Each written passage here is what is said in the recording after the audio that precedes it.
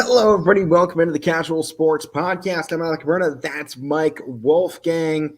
Mike, game one of the NBA Finals last night, and I don't think it went the way anybody thought it was going to. But let's go ahead and jump right into it. Waste no time getting into this one because it was a fun game last night. And personally, Mike, this game went perfectly for Boston. They could not have scripted this better. And here's my rationale of it. First quarter, Steph Curry goes out with 18 points and drops an NBA Finals record for first quarter threes, putting 6 down. The best player on the floor put in his best performance in the first quarter, and Boston still only trailed by 4. Jason Tatum had an absolutely awful first quarter. They still only trailed by 4. And then they went to the second, and Golden State had to have Steph Curry come out. They got cold. They only had 22 points. Boston wins the quarter. They go into the third quarter. Golden State has their normal explosion out of the half, points galore. Looks like they're going to run away with it now. They're up by 12 going into the fourth quarter. And then Boston's defense, number one rated defense right now in the NBA, locked in. They locked in and did exactly what they've done all season long and all throughout this postseason. They played phenomenal. Held Golden State scoreless really the majority of this entire quarter. Only 16 fourth quarter points for Golden State in that fourth quarter. And Boston, they just couldn't miss.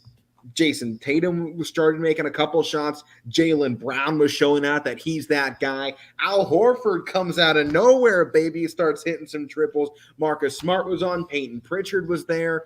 It was, in my opinion, the perfect game for Boston.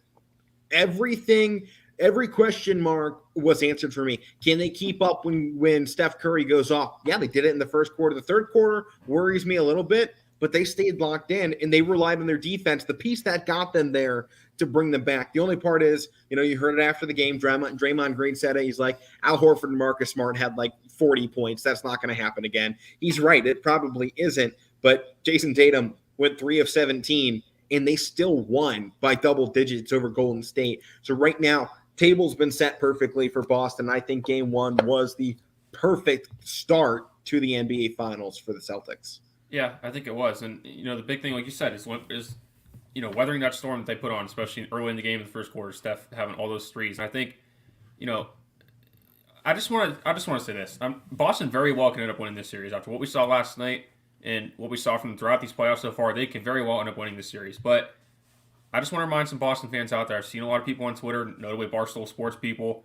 It's not over yet. Quit acting like it's going to be a sweep. Quit acting like they're going to win in 5 games. It's still Golden State. I expect them to come out in game 2 and not play like they did last night. Or actually play like they did last night for a full game. Because there were spurts last night where they were playing good, like you said, hitting shots in the first quarter. We even talk about Tatum not playing that well, which he didn't. He really played bad. Klay Thompson it was a bad game, but he realized, I'm not hitting my shots. Let's turn into a passer. And that worked because the defense, it doesn't matter if he was shooting 3 of 17. They still had to collapse on him. When he drove into the paint, if you don't put 2 guys on Tatum, he's going to score. He has that effect going inside that you have to guard him with as many guys as you can pull. And it opened up 3-point shot after 3-point shot, and Boston got lucky and they hit their shots. And I think 2 things. Klay Thompson, 15 points last night. It's not bad, but for his standards, that can get up a little bit more. Because you expect that to be around Steph Curry range, because that's what them two are. They're very similar in the way they play. And the big other thing is the reason Boston, down 12 entering that fourth quarter, why did they get back into the game? Because they played good defense. They suffocated people. They were getting right up on Klay Thompson. They were forcing turnovers, and they were getting the ball and going out in transition. That's their game. Lock you up defensively, get you out in transition, and if you get stopped in the half court and try to play a half court game, they drive the lanes and they force guys to double and stop the driving lanes and they kick somebody out to 3. So that's what they did last night. It worked really well for them. And I agree with what Draymond said. Do you expect Horford and Smart to make a bunch of those shots? No, but they're still going to get their numbers. But like you said, that's going to open up some things for Tatum coming back in this next game. So it is, because now that defense is going to have to go out to the perimeter, and that opens up driving lanes. 1 for Al Horford. I expect more from Robert Williams. Jaylen Brown and Marcus Smart are much better driving than they are outside shooting. The entire Celtics team is a great in and out style offense. They have a lot of guys that can shoot it well from behind the line, but are really, every single one of them is a great shooter next to the rim.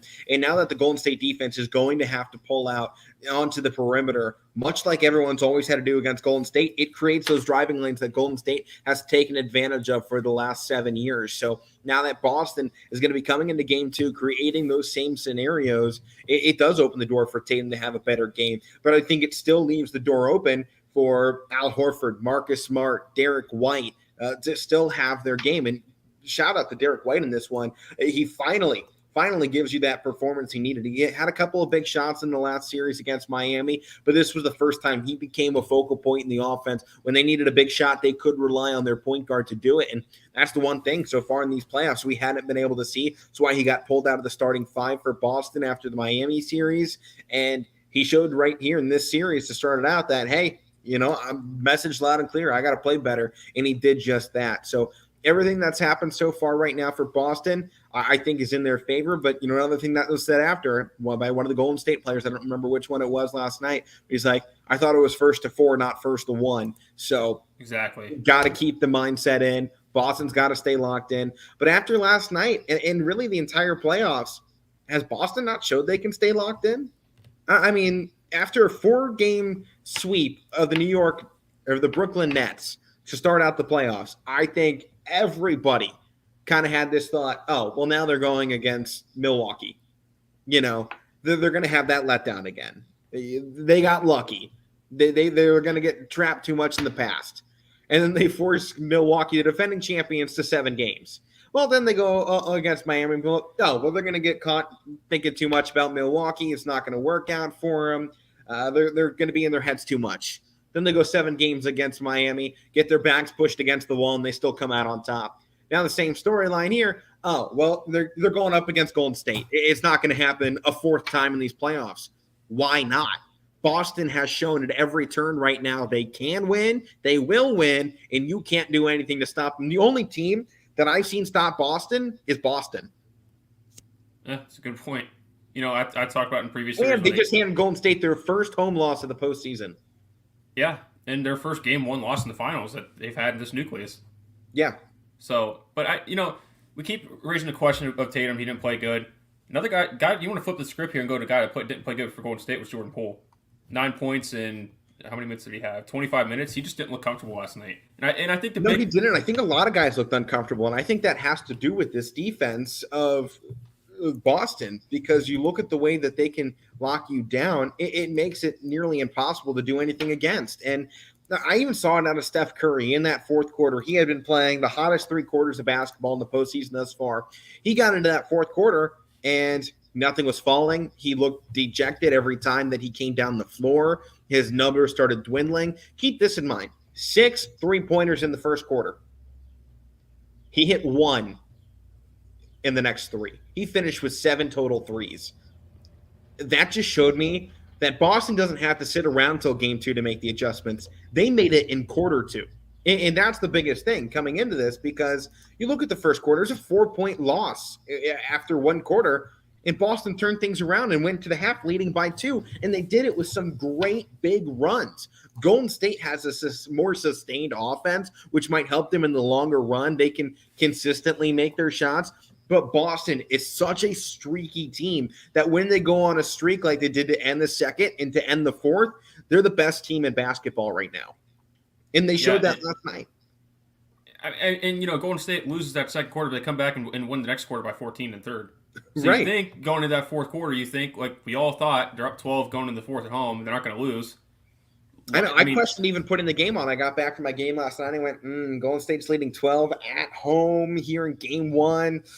I'm not too confident in this one. I turned it on anyway, and every time Boston made a 3, I was like, let's go. This is what you want out of the NBA Finals, because for a minute there, it looked like Golden State was going to pull away, and Boston makes the epic run. There was not, from the moment the 4th quarter started, there was not, maybe outside the first, 50 seconds because they had the lead, Boston comes out making shots. There was not one time in the 4th quarter I thought Golden State's going to win. Right when it started, going into it, I was like, they're not going to lose this 12-point lead at home. But then right when the 4th quarter started, there was nothing that showed me they were going to win. For a little bit, because there was that start of the 4th quarter. First couple of minutes, Golden State was matching their threes with Boston, and they were holding on to their lead. It was still 10, 12 points. and then things went cold. I think it was that first 4 minutes. Things still looked fine for Golden State. They hit the 8-minute mark, and that's when Boston put on the Jets. They started hitting every single shot. Golden State went on like a 5-minute scoreless drought. They got outscored like 11-0 to tie the ball game up in the final 3 minutes. And those last 3-4 minutes for Boston, that was the most exciting basketball I think that city has seen in a long time. Yeah, and I want to go back to the box score part of things because the only two really guys that really played well last night for Golden State was Curry and Wiggins. 34 points for Curry, 20 for Wiggins. You got everybody else. That's the thing. Looney got locked down. That was the biggest key for me coming into this. When you know Curry's going to get his, Wiggins probably going to get his, and Clay likely to get his.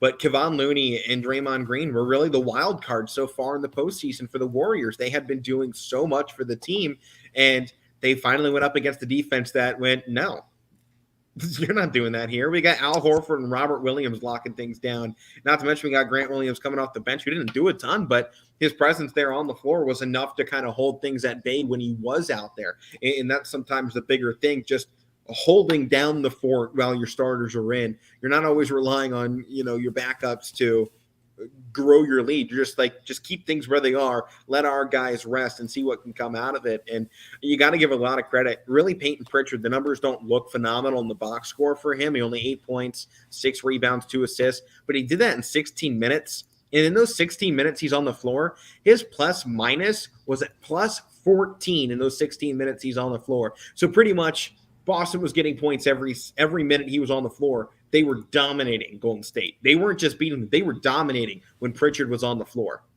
Well, I think, too, that I'm hopeful for, and I think should or will happen with Golden State, knowing the way they do respond and they do make adjustments with Steve Kerr. But, I expect, like I said, other than Curry and Wiggins, I expect a lot of other guys to step up because they really didn't get a whole lot. Only on their bench, the only guy they really got production from was Otto Porter. 12 points, that's pretty good. It's solid. Iguodala got 7. You weren't, like you said in the group chat, I wasn't expecting. I thought he was like a coach on this team. I didn't even think he was still playing. I honestly thought they had kind of moved him into a coaching role, like player coach. Too. I didn't think I thought his injuries were too severe that he was just retiring. But they even said during the broadcast that the door was open for him to stay another season with Golden State if they win a title and he wants to try and run it back again. Yeah, I mean when I saw him out on the floor, I was like, wait. When they won the Western Conference, I thought he was like in a suit, like celebrating with a hat on. But, I was right there with you. I was surprised last night. Both these teams came in completely healthy. I thought we might have a few scratches, but they both put their full lineups out there, and I think that's exactly what we want to see going into this. I think going into game 2 here, I think the biggest thing is that we got to talk about is what are the change-ups? What's going to be different for Boston? What's going to be different for Golden State? The biggest thing for me, I think Golden State goes another man deep into their lineup tonight or tomorrow night. I think they got to go with Jonathan Kuminga off the bench. He has had such a phenomenal rookie season. Him and Jordan Poole have been just phenomenal duos together. Putting Kuminga back out there gives them a big. Looney was quiet in this game. Their rebounding numbers were equal with Boston. Going into game 2, I said it, going into game 1, rebounds. You got to get right back into that. So I think going into game 2, I think it's on Sunday, bring Kuminga into that lineup, get those rebounds. Even if it takes your shooting down a little bit, having Kuminga on the floor is going to give you rebounds. It's going to help your defense out on the interior. So now you can probably leave Looney and Kuminga on the inside and allow Steph, Clay, Iggy, Jordan Poole, Wiggins, whoever else you want to roam the perimeter, use their speed and guard those people on the outside and simultaneously keep those driving lanes closed, because the speed of Looney and Kuminga, they can go out and hit those corners if they need to, if the defense gets stretched too thin among the perimeter. But then the other one can still remain locked down around the paint to control those driving lanes. So the biggest change up for me is Golden State's got to go to their bench a little bit more and grab that height that they have. They have some great defenders, and they just got showed last night. They got to play great defense too. Boston isn't a one-trick pony. They aren't just a great defensive team. They have an amazing offense that you saw last night. When they play at their very best, they're better than Golden State at their best. In my honest opinion, Boston, if both these teams are playing the very best we've seen all season, Boston wins in 4 games, in my opinion. Yeah. And I think, another guy on their bench you could say the same thing about, maybe not so much for the size, but if you want more offense, maybe throw a guy like Bielitsa back in there, because he's a bigger guy that maybe can't bang too much down low like Kuminga can, but He's a stretch guy that gets you some extra shots. And, when you have guys that, like I said, they didn't get, outside of Clay or Curry and Wiggins, they didn't get a whole lot of production last night. So if you want more offense, that's a guy I probably want to, see more minutes out of. I understand playing Iguodala for the defense part of it. He did get you 7 points, but, that's not going to be enough. I know you want him out there for his defense, and he made some deflections last night. That was a good thing to see him back out there. But, I agree with you about they just need more size down low. That we said that was a concern in the series, one weakness in the matchup. And we said that kind of in the Western Conference final or Western Conference all throughout, who was going to be the guy that actually matched up with DeAndre Ayton, especially if this became the matchup, if it was Golden State versus the Phoenix Sun in the Western Conference finals. Who were they going to have line up? Now, Kevon Looney was dominating some of the other bigs in the Western Conference, but there wasn't a true big. Now you're going up against Robert Williams and Al Horford, who aren't exactly, 7-foot monsters, but they're still 6'10", 6'11", and they know how to control the paint with ferocity. And not to mention, we just saw last night that Al Horford in his first NBA appearance, and it took him 15 years to get here, he is not going to let Golden State take this away from him. I think out of anybody on the floor that wants this thing more than everybody, it's freaking Al Horford. And good on him, because after so long, we always talk about, Chris Paul is that guy. He's been in the league forever. He deserves that title. Well, Al Horford's a guy that's been in just as long, has bounced around, been disrespected. It looked like a couple of years ago he was going to be out of the league, done. He was probably closing in a retirement, and here he is having the game of a lifetime in the first game of the NBA Finals. So this is game one. You can't overreact. You can't get caught in the moment. But right now, Boston, they're looking like the team that needed to show up here in the NBA Finals, because this isn't the team we saw against Miami. If that team that faced Miami showed up, they would have got run out the door, stampeded. This wouldn't be a series. This feels like the team we saw against Brooklyn in the opening round and a little bit in those first couple of games against Milwaukee. This is the team that needs to show up for the rest of these NBA Finals. If they continue to do this, I know I picked Golden State, I think, in 7 games here. It could very easily become Boston. So I did pick Golden State in 6. And I know it was one game, they didn't play good at all, but if Boston comes out in the game 2 and plays this way, I'll really consider switching my pick. But, right, I'm not flipping it just yet. I'm not flipping. It was just one game. Boston went on a huge run to start that, and if they don't have Al Horford, they probably don't win that game, especially going that run in the fourth quarter. So they were not missing anything in that fourth quarter, and which was insane. They dropped 40 points. And I know Golden State had 108 points. That's considered a good amount.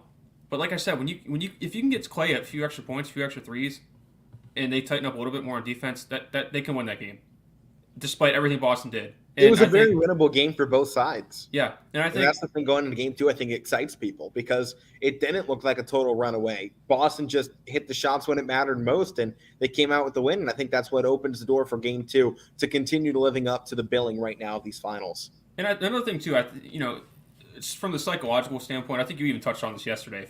Boston comes out, wins game 1. We know whether they win or lose. We know Golden State's going to come out and respond. I liked what I saw last night at the end of the game. I saw Steph Curry on the bench. He was sitting there soaking, and he's like, "Okay, well, I'll come back. No big deal."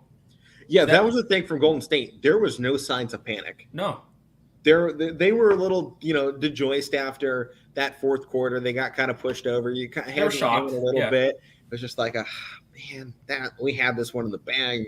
We blew it. I mean, they had 102 points in the final 10 minutes, and it was like, all right, yeah, this looks like they may lock it down, and they lost it, and that was because Boston went on a great run. But my thing, I said this on the show yesterday, if Boston comes out and wins game 1, I have a feeling Golden State was going to take this in a gentleman's sweep. They take the next score. I'm not entirely going away from that. I mean, because Boston's not getting that shooting performance. You heard Draymond Green say it, and everybody knows it. Marcus Smart, Derek White, and Al Horford are not giving you those numbers every single night out there. And Jason Tatum had a bad day. They locked him down. Golden State's defense worked perfectly. Frankly, unless Boston changes their offense a ton here, I don't really think Golden State needs to change their defense too much because those shots aren't going to fall every single time for Boston the rest of the series. I still, as much as I want Boston to take this over Golden State, and actually I really want it to go both ways. I don't really care how it goes. I just want this to be a good series. I still got a feeling Golden State can take this in 5 games. And, like you said, on some of these threes too, it's not like, maybe you could say some of them were pretty good looks that were open looks. But there were some shots that Derek White hit that Steph Curry was right in his face, and he hit him anyways. there's nothing you can do on that. Like just like we say with Golden State when they hit 35-foot bombs, can't do anything. Well, it's the same thing when you're guarding a guy right at the line, you're up on his face and he still makes a three over you. There's nothing you can do. So it's not like they played bad defense. They're going to tighten up too, and they're going to make adjustments. But it's just the thing that I know. Like I said, I liked the look I saw of Steph Curry after the game. He's sitting there, soaking in and walking off the court, looking around like, okay, I'm coming back for game 2. Don't worry. You're going to get the same amount of Clay. I think those three, you know what you're going to get out of. Draymond might be undersized, but he's going to be down there. I expect him to come out more physical in game 2 and play a little bit more bang down low. After everything after the smack he's talked already, yeah, he better show up and be physical against Horford, or else he's gonna continue to just be all talk, and people aren't gonna take him seriously. Keep in mind, Draymond Green's one of the best defenders in the NBA. As much as people love to talk on him and they love to say, "Oh, he's just a big talker," his defensive impact for Golden State is a big reason why they've been in so many NBA Finals recently. And Marcus Smart has been the same thing for Boston. They made it to so many Eastern Conference Finals because of his defense. I mean, the only reason they were even close to beating LeBron in the past couple of years when he was in Cleveland during those runs where he was taking down Toronto and Boston all the times was because Marcus Smart put in some great defense. And I love that we finally saw Jaylen Brown go big in this game, because he is the key to Boston. As much as Jason Tatum's their guy, he's been the question. It was kind of last night when Steph Curry went off, Klay Thompson didn't get his, they lost. Last night, it didn't matter what Jason Tatum did because Jaylen Brown went off. He got his. He did his thing, and they come out with the win. Jaylen Brown unlocks the rest of this Boston offense. Jason Tatum's the key, the focal point. He's their main scorer, the big guy. But when Jaylen Brown gets hot, the entire team follows around him, and that's the biggest thing for Boston. I don't think this series is up to Jason Tatum having his best game. This is up to Jaylen Brown leading the rest of the offense. And I think the big thing is defense, by the way, because he's still a great defender. Oh, yeah, for sure. And he's one of my favorite young players in the league today, Jaylen Brown. I mean, I thought there was something special with this kid when he posterized LeBron a couple of years ago in the Eastern Conference playoffs. Yeah. I saw that, and I went, he's got something there. There's something there, because not many people get one on LeBron. I think the big thing, though, is you often hear at least recently since we've been alive, every star says if you lose game 1, you win it, it's a feel-out game. And I think there's a lot of guys last night that you could say that. As much as we're saying Tatum didn't play well, like I said, a lot of guys in Golden State didn't play well. It's a feel-out game. So are you going to get the same dominant performances from the guys last night that dominated maybe some of them not. So a lot of these guys, you're going to see performances change a little bit in the next game. You're not going to see guys go out and drop like Al Horford. There's possible to do that again, but it's not likely. No, and it's not likely that Klay Thompson's going to score 15 again. So it's gonna work itself out. Use it all the time in baseball. You always say with the schedule. This series goes on, and every series goes on. You see things even out. Stars feel, maybe so much role players too as well. But every player, you're going to see that they're going to find their role. They're going to see how Boston covers them. They're going to see how Golden State covers their players as well. It's going to even out. And not only that, Jason Tatum, I think, was a big feel out for him. Right, his shots weren't falling. Now he knows what shots aren't going to work. His layups, his fancy work inside. Now he's got to get a little bit more creative, use some pick and rolls. He found out that his passing was a big way to tear apart Golden State's defense. They aren't as locked down as they used to be. Some guys have gotten a little older. The speed's cut a little bit. And motion for Boston is going to be the key to the rest of this series. And that comes off of Jason Tatum's passing ability. It's why he's been touted for so long as the next LeBron, because he can pass the ball as well as any small forward across the NBA, and probably better than some guards. He is a great passer. He's an all-around player. He fits that build. And Jason Tatum right now is finding his role inside of this NBA Finals matchup. And I think having 13 assists in game 1, he just figured out every single which way he can pick apart this Golden State defense. And I think that's huge. He would have had more too if some guys actually hit a couple more shots. He very easily, I think, could have had near 20 assists in that game. Yeah. And I think the big, obvious storyline, the big one going into game 2 is how does Golden State respond? Because they haven't been in this position in the finals before losing game 1. And they really haven't been in this part since these playoffs started. They have, I know some people have downplayed a little bit somewhat with Boston in their run. Brooklyn not playing as well as they did. They were a mess all year. Milwaukee missing Chris Middleton. So I know both teams have, and we talked about this too, you need luck to get to the NBA Finals and win it. Both these teams have gotten that. They got some breaks. Denver had some guys out for Golden State's side. They dodged a bullet not having Phoenix. I don't know if Phoenix would have beat them, but that's another story. So that's the sort of thing with Golden State coming into game two. How are they going to respond? Because they really have not been in this position in the last 8 years. They've been going to the finals. So, but I do like last night. They went on that run. Yeah, they're sitting there most of the fourth quarter, like, hey, what is going on? Like we're getting obliterated here in this. And I quarter. loved it also with that run, by the way. Not to interrupt here, just a little sidebar. But Boston, even though the fact they were on a run, they had 4 timeouts while using that run, and they burned 3 of them. They were making adjustments while destroying Golden State. They weren't complacent on just taking the lead away and making this a back and forth. They wanted to take that lead and then jump ahead. Yeah, and that's what I really want to see. How many guys are going to step up that didn't play as well on both teams in game 2, and how Golden State responds? Because the champions that we know they are, and especially the mindset that Draymond Green has, the guy that we were just talking about, he is their emotional leader. How are they going to come out and respond? That's what I really want to see, because what I walked away from last night, that not only great fourth quarter Boston had, but like I was saying before you went there, that they're sitting there just watching this happen, like what is hitting us right now. And, like you said, post-game press conferences and after the game, seeing them walk off the court, I don't want to say it didn't phase them, but they're like, okay, we're going to come back and respond. Right. I want to see how much they come back and respond. Game. Yeah. 8-game in a 7-game series. And I think that's Golden State's mindset is this is a 7-game series.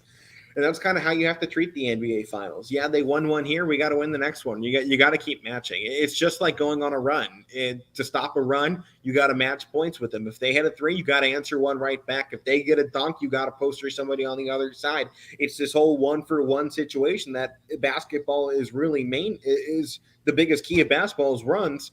Same thing happens in a series. I mean, 7 games, it's 7 points, it's 7 runs. That's what this is. And Boston, they got the first one in there. Great. You got it. Now you got to lock it down because Golden State's coming back. They're going to jump on this. We know they have the mental ability to fight off a loss.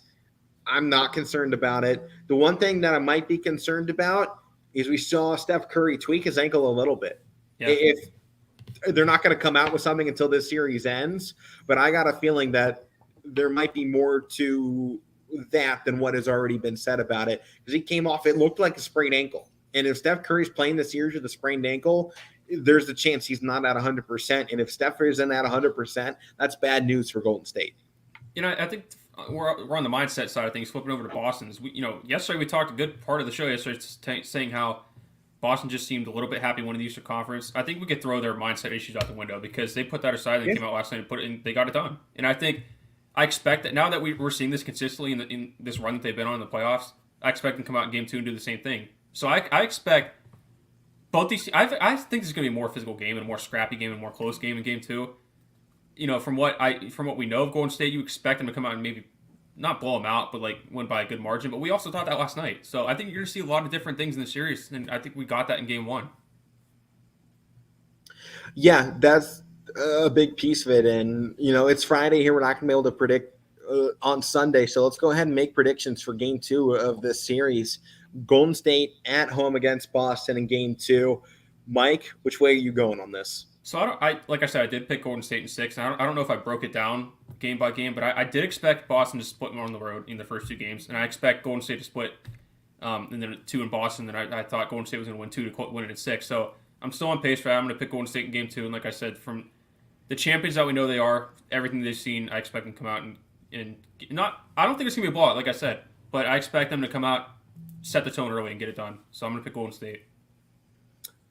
I think here, I did take Golden State initially in 7, but I said if Boston won game 1, Golden State has a good chance to take the next 4. I'm going to go with that side here. I'm taking Golden State in game 2. I'm interested to see how they come out after that fourth quarter performance. I mean, they could come out and just continue shooting it flat. And if they're flat in the first quarter, bye-bye, Boston's gone. They're going to take this game away in a landslide victory. It's not going to be fun because if Boston gets an early lead and then they can allow their defense to lock in for 4 quarters, this thing isn't going to be much of a game in game 2. So I got Golden State taking this game, but they have to come out shooting it hot or else it's Boston.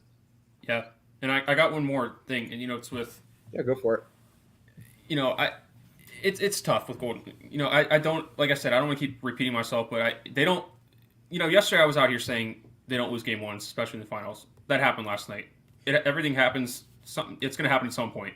Right. Just like Nick Saban had never lost to an assistant coach until this year. And, I don't want to throw another stat out there and jinx them. It's not a jinx, but maybe it was just Go for it. the fact Shoot that it they out. lost. How often do they even lose back-to-back games, especially in playoff series? I don't know. I mean, last They time would don't. have been 2016. That had to have been maybe the Toronto series too, but I don't want to use excuses because you play with what you have, but they did have injuries. Right. But Let me check that series. they don't often lose, and two straight at home too, like back-to-back in the playoffs. That's not Golden State. That doesn't happen. But again, things change. Last night I said that they're pretty much unbeatable in game ones, especially at home. Well, they got beat, so we'll see how that trend continues. Okay, Golden State did lose back-to-backs. They lost Game 3 and Game 4 to Toronto. Yeah. Of that series. So 2019 would have been the last time. Granted, also the last time they were in the playoffs. So I don't. But to your point, they don't lose back-to-backs very often, and part of that definitely was injuries. And my only thing is Steph Curry really going to be at 100%? I mean, he looked fine in the rest of the game, but he wasn't making shots. And for a guy like Steph Curry, if he's not making shots, you automatically go and assume something's wrong. That's just your initial thought. When Steph Curry isn't on, there's probably something wrong because he's not a guy that misses very often. Well, and I think too that there's been all the finals they've been in. There's been a couple that he has been injured in, and he still found a way to get it done. He hasn't won the Finals MVP, but he still played good enough to lead his team. And I don't know really what happened. I saw it. He did tweak it. I don't know what severe, how serious it is. Like you said, they're not going to really say it right now. It looked like a minor sprain, but yeah, this isn't coming out until afterwards. And he's had a very good history of ankle injuries. So they might try to play it safe here, but they're not going to. There's going to be no minute restrictions. It's his NBA Finals. It's Steph Curry. He wants to win. They're going to wrap that thing. Put he's some numbing stuff on it, and he's going to be going out there. And if it's just a tweak, I expect Steph Curry, as much as he wants to win, he's going to come out in Game 2, and you're not even going to notice that he had an ankle injury. I don't know what type of performance he's going to have in terms of points or anything, but he's going to go out there and not going to show it that he hurt his ankle. And especially Game 2, I mean, his mindset when he has a bad night. You don't want to be the guy that has to go up against him the next time out because he's going big again. And a big thing out of it, everyone wants to look at that first quarter, and he still shot 50% from three, but those shots have to come later in the game. Having 1 3 in 3 quarters isn't Steph Curry at all. He's going to be coming back out. He's going to be looking for those threes again. I got a feeling Klay Thompson's 3-point record might be in jeopardy here. Yeah. We'll see. It's just got to watch out. Someone's on. It's either going to be Al Horford or Steph Curry that does it. Yeah. Oh, yeah, for sure. There's no in between. Al Horford going for 12 threes. Yeah. Well, we'll see. That does it here for NBA discussion. We'll move in now. NHL playoffs. Mike, I'm concerned about Edmonton, man. Their defense has been awful in 2 games so far. They got blanked last night 4-0, and the Avalanche, man, they were back on their stuff. They got that defense, right back in order, and here they are again. And wow, what a game they had this last night, because I don't think the Oilers have anything that they can do to take down the Avalanche, and it's looking like a sweep is setting up. Don't overreact, because we've seen 2 games at home go one way, 2 games at home go the other a lot in this playoff so far. That's pretty much how the entire first round went. Home team won first 2, then the home team won the next 2. And hey, are we shocked that Colorado won the first 2 games at home? No. Because how many times we keep saying in these playoffs in all year that they're tough to beat at home? They are. And they did their job in both games at home. Now, I mean, going back to Edmonton, they got to play a lot better. If you play this way at home, it doesn't matter where you're playing at, you're going to lose. So, it's just shown. I picked Colorado in 6.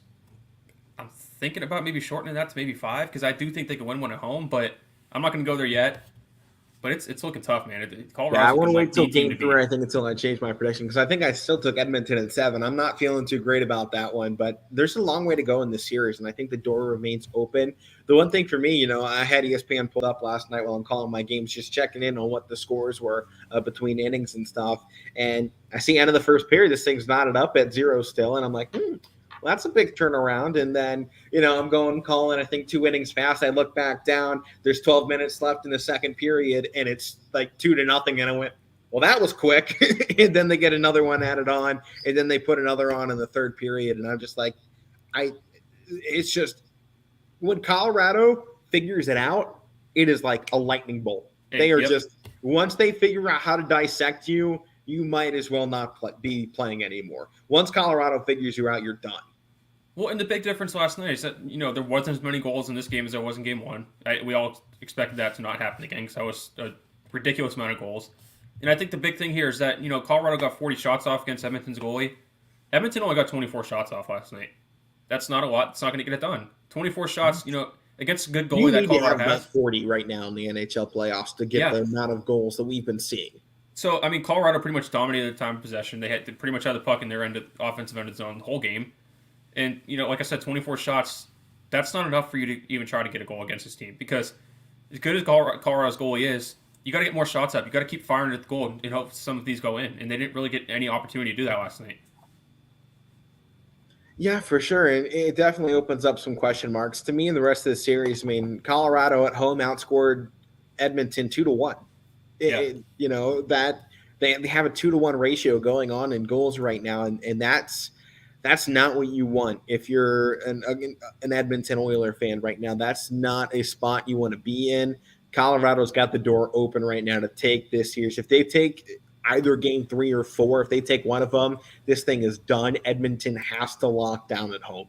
And I think another big thing is I don't know the exact numbers. I don't have it pulled up, but Colorado there's really not much that they're bad at, and they are pretty good scoring on the power play. So Edmonton's got to prevent them getting those penalties and forcing power plays because that's a good part of the game where they get out, where they're right there, 5-on-4 in a power play, and they have a good chance to put one in the net. And they did that last night. I don't know, out of the 4 goals, I don't know how many were on the power play, but that's a big strength of their game too. And I think for Edmonton, you can keep it on the power play side of things. They got to straighten theirs out too because they played pretty well in it in game 1, but they didn't do anything last night. Overall, offensively, it was just bad. Like I said, 24 shots. I don't care if it's power play or whatever you have. You're not going to win that way. Well, Mike, I'll put this one there for you. This was from the 2021 playoffs. Colorado was the best team at that by far. They had a power play percentage was at 41.4%. So that was the 21 playoffs. Let me see what they got going on for 22. Avalanche is second. They're right behind the Rangers. Numbers are way bit down. They're only at 31.6% this season. Rangers are 33.3%. But that just adds on to your point. Avalanche, when they get those power plays, they go for it. And, Edmonton sits 5th on this list. They come in at 27.9% this season. And last year, there's a big jump up from last year because they were only down to 18.2%. Yeah. And, you're seeing some of the best power play scorers in the series. Connor McDavid is one of the best power play scorers there is. I think he actually is the leader, if this is correct here, to this hockey website. But, yeah, so that's another thing, too. You got one of the better power play goalies. Get him in those positions because you need a lot more offense. He is their guy. Get him in those positions where you have the 5-on-4 and have a good chance to keep it in your zone. Because how many times you see in hockey where as good is you think you have the advantage 5-on-4. A lot of teams are able to clear that puck out and take some more time off the 2-minute power play. So they got to keep it. When they get that chance, they got to capitalize on it. Especially any scoring opportunity after last night. Yeah, we'll see how things turn around. Other game going on tonight will be Tampa at New York, 8 p.m. Mike, what are your thoughts on this one? Can Rangers take another one here? They took game 1 in dominant fashion. I'm going to make this, I think, a quick pick. We talked about this one, I think, a decent bit yesterday. But with the way the Rangers have been playing and the way their goalie in Shesterkin has been pretty much locked down these entire playoffs, he hasn't really had an outstandingly bad game. He's had a couple that were kind of on the edge of like, okay, that was maybe one too many goals. But he hasn't looked bad, I think, in this entire playoff so far.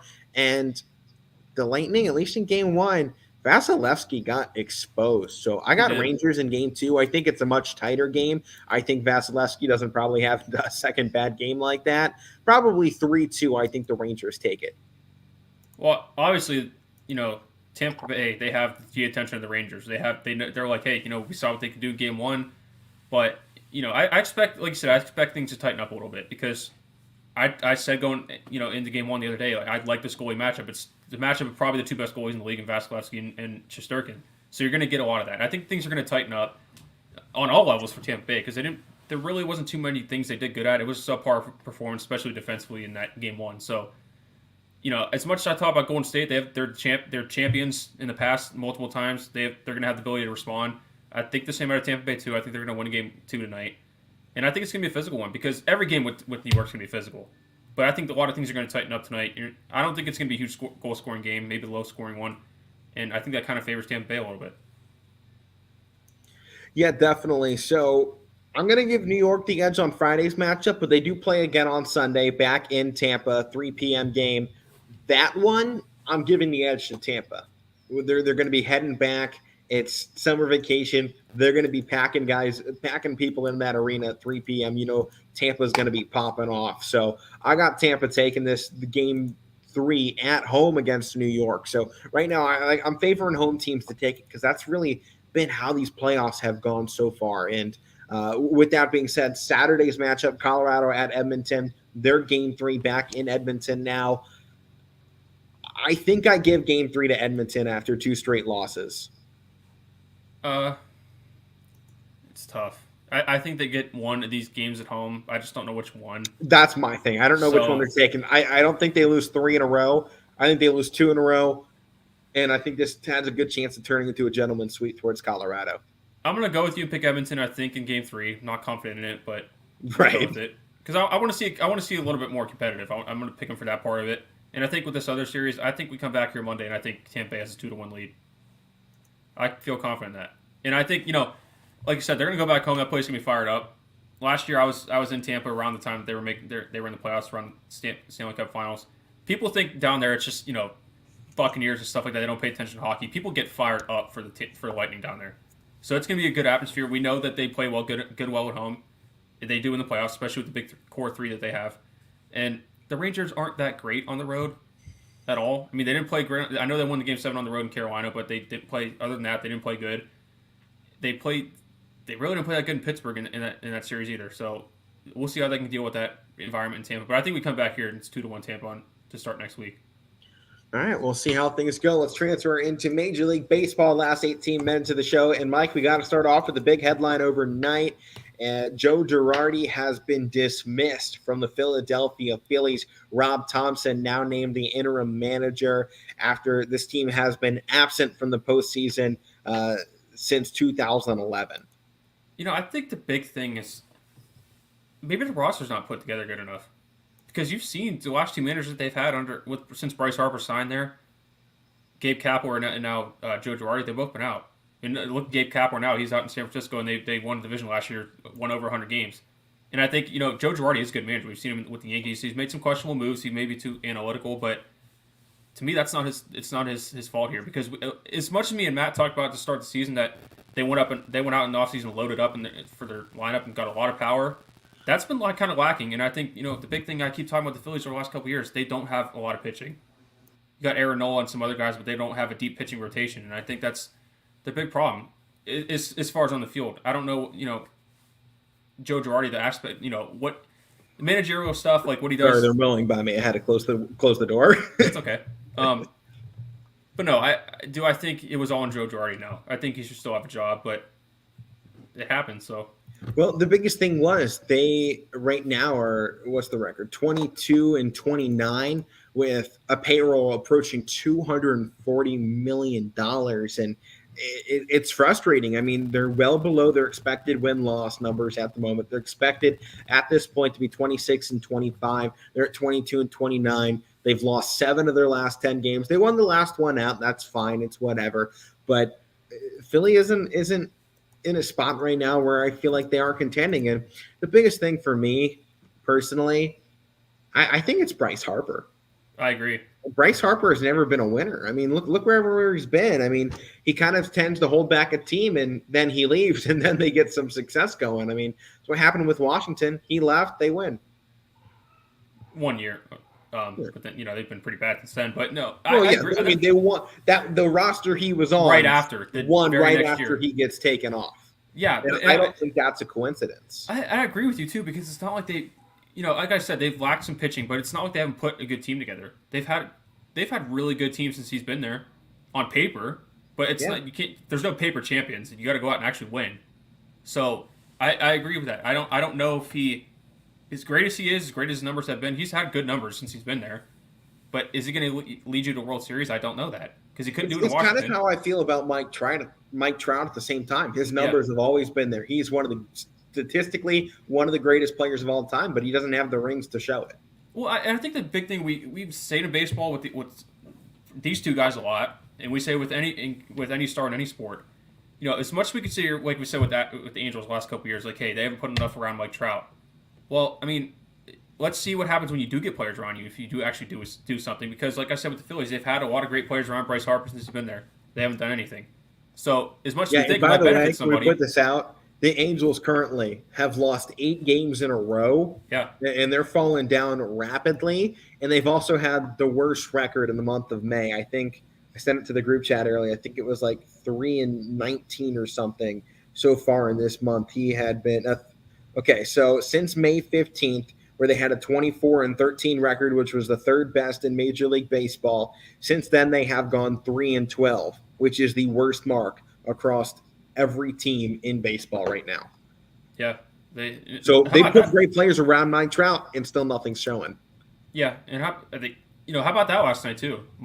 In that Yankee game, they got swept in that doubleheader.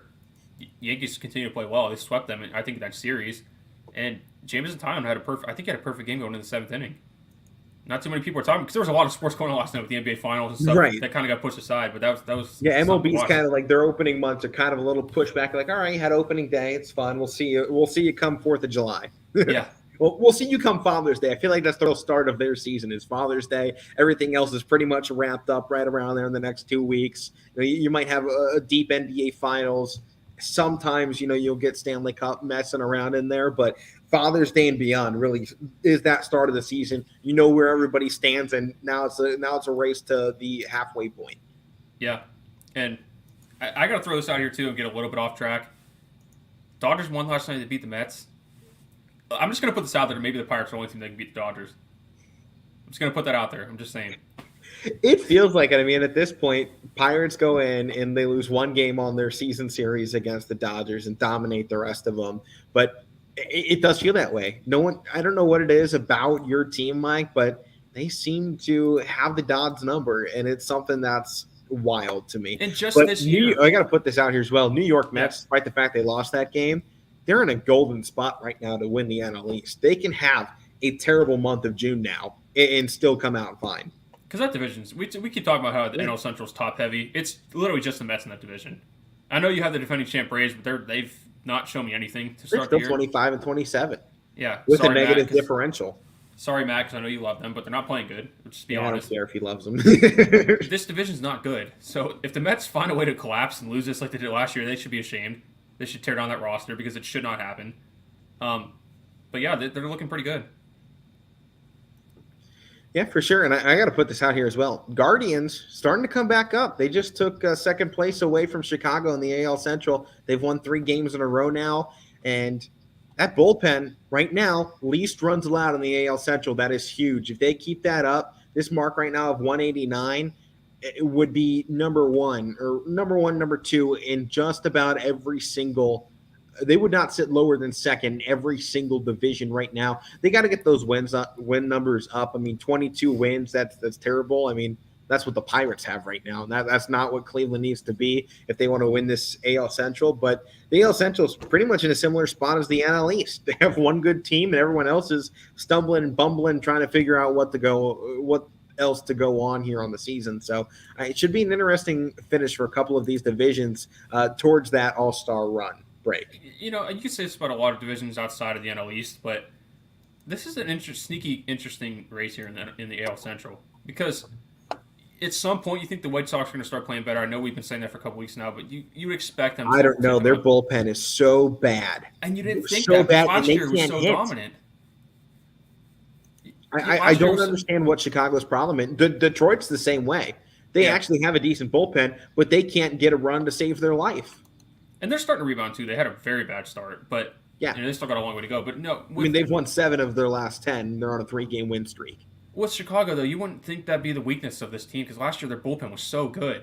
It was tops in baseball, one of the best ones, and you wouldn't think that'd be the reason why they're losing games this year. But no, I like this race because, again, I hate to keep bringing up Matt when he's not on the show, but how many times we keep hearing him say stuff about the Minnesota Twins and they're still in first place? So, Matt, they're a good team. I hate to break it to you. You guys got to beat. They're the standard right now. You got to chase them down. So, It's a sneaky race. I think I'm going to like this. I think it's going to end up being the Twins and the Guardians in the race here. And it's kind of how it's been the last couple of years. It's the Guardians fighting against somebody, and we're normally the team in second. So Yeah. I think it'll be a fun race to the end. But I think going back to the Phillies here and the whole Joe Girardi situation, they're one of 6 teams right now with the longest playoff droughts. And I'm interested. I'm going to read them off here. Who do you think the first team is to break these droughts? Number 1, Seattle. They haven't been there since 2001, and their last game was the ALCS Game 5 that they lost 12-3 to the Yankees. They currently are sitting at a 7.5% chance to make it. They're in 4th place of the AL West this season. The other team is the Philadelphia Phillies. They haven't been there since 2011. They're given 27% odds currently to make the playoffs. The third team, Detroit, they've been given just 0.4% chance to make the playoffs, despite sitting in 4th place of the AL Central. That obviously we just talked about isn't a very separated race. It's very close still. The other team, the Anaheim Angels, they've been given a 59%, so they probably have the best shot out of anybody right now. Another team, the 5th squad, the Pittsburgh Pirates. Mike, your team haven't been there since the NL wildcard game back in 2015. I hate to even consider that a postseason. I don't feel like wildcard should be counted in that. But at the moment, they have just a 0.2% chance to make it to the playoffs. I think that might be a bit of a low ball for Pittsburgh. I think especially with the division you're in, if the Mets go on, a bad month here in June, I think it opens the door, or not the Mets, pardon me, Milwaukee and St. Louis go on just a little bit of a bad month here. It opens the door for Pittsburgh to enter that conversation with a good month of June here. Then the final team, Kansas City, they haven't been there since 2015 when they won the World Series in Game 5 over the Mets. Currently, they have a 0.3% chance of making the playoffs, according to the Fangraphs playoff odds. Which team do you think is the closest to the postseason? For this year, or? Just whose playoff drought's going to end first? Maybe it's this year, maybe it's next, maybe neither one of these teams get anywhere. You'd probably, if we're going to say this year, you'd probably have to say the Angels, because they're out of those teams, they probably are the best. Maybe not so much the last 2 weeks, but they've shown that they have, they can. I mean, they open with the best record in baseball, so clearly there is something there. So they've shown they can come out and play hot, but every team's going to go through a streak, so we got to see how that goes. But if you're talking about this year, I'd probably say Angels. If you're talking about maybe next year or the year after, it's hard to say the Phillies because they've had great rosters and we'll see what they bring in as manager, but they haven't gotten it done. Kansas City, I thought they were going to be decent this year, but they aren't. I'm trying to think. You're trying not to be a homer here and say your own squad. I don't want to, but Mike, I'm going to go out here and say it. I honestly think the Pirates hit the playoffs before you see the Angels back in it. I think the Angels are all hype. It feels like every season, Los Angeles Angels get all the media coverage. Woo-hoo, Mike Trout, showtime, Ohtani. They're going to do something. This is their year. They start out great, and then it all comes crashing down. I feel like it's just going to happen again. And if we've seen one team consistently kind of start building up year after year, these last couple, even losing a couple big players, and you're still able to stay at this level, I feel like if there's one team that's one key piece away from making that run, it's Pittsburgh. And I don't like saying I don't want the Pittsburgh Pirates to be good. I mean, it doesn't affect me, but I kind of like Milwaukee sitting at the top of that list there. But the biggest thing for me, Pirates, they need some better pitching. Better pitching is number one for your team, I think. Oh, that's their big That's going to come when your younger guys are going to get more experience. That you got a very young team, but I think Pittsburgh, they got a potential 2 years away, I think, from at least a wild card shot. Well, here's my thing. If you're talking future, I'd probably say, especially on the pace I've been saying for the last year about my team, is if things go the way they should, barring any injuries or anything other front office mistakes, they should be back in playoffs. Maybe not next year, but for sure the year after that. And I think you could probably say the same thing about Baltimore too. So if you're talking future, I'd probably say either Pittsburgh or Baltimore, maybe even both, because they both have really good farm systems. Yeah, I don't know. I would love to say Seattle, but it's been 21 years. They should have made it last year. They should have been playing a lot better this year. It just feels like at this point it doesn't matter who they put on their team. They could have the NL or the AL All-Star team, and I still don't think they'd make it to the postseason. Yeah, it just feels like a cursed franchise right now, and maybe they just need some vitamin D out there because it's a sad situation over there. It is. I want to see them. I mean, it looks pretty good on paper, but I'd love to sit here and say, Seattle's going to be that, because 20 years, I want to see different teams in the playoffs, especially them, because I don't even remember the last time they were in it. I think I was an infant at that time. Right. So, but I just don't see I wouldn't even been more than 7 months old. Yeah. I just don't. Out of the teams in the next year or two, I don't think it's going to be them. Well, maybe more close to 10 months. When was it? 2001. Yeah, 2001 of October. So 10 months old. Last time they were in the playoffs. That was probably the playoffs are in October. I was probably 2. There you go. Yeah. So it's been something else. But let's wrap out the show here this week. Mike, highlights of the week. I'll go ahead and give mine first. I gotta say the Celtics fourth quarter, and specifically, I'm going Al Horford on this one. Just an absolute stunner to finish things off. When's the last time you see a 6'11" guy go out there and hit 3 after 3 to win a game in the NBA Finals? What year is this? 1980? What is this? Yeah, it feels like the 80s. We got, or either early 2000s with Tim Duncan shooting, and he wasn't even the greatest outside shot. He was just dominant in the mid-range. Well, it feels like the 80s having the Celtics in the finals and the late 2000s having it back in. So that kind of goes to what you're saying. Yeah. Mine, I'm gonna be a homer on both of them because I actually got 2. Ooh. I'm gonna one of them. Definitely know one of them is the Pirates sweeping the Dodgers. And I actually got to go with the Cavs' new logos. I think I like them. And I think, spoiler alert, if the uniforms they release, I don't know if they're going to be in the next week or so, but if they are, that might actually be my next week's highlight of the week if they're actually good enough.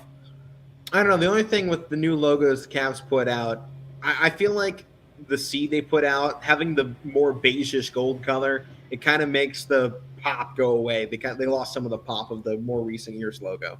They should have kept the blue, I think, instead of the black. I'm not a huge fan of the black.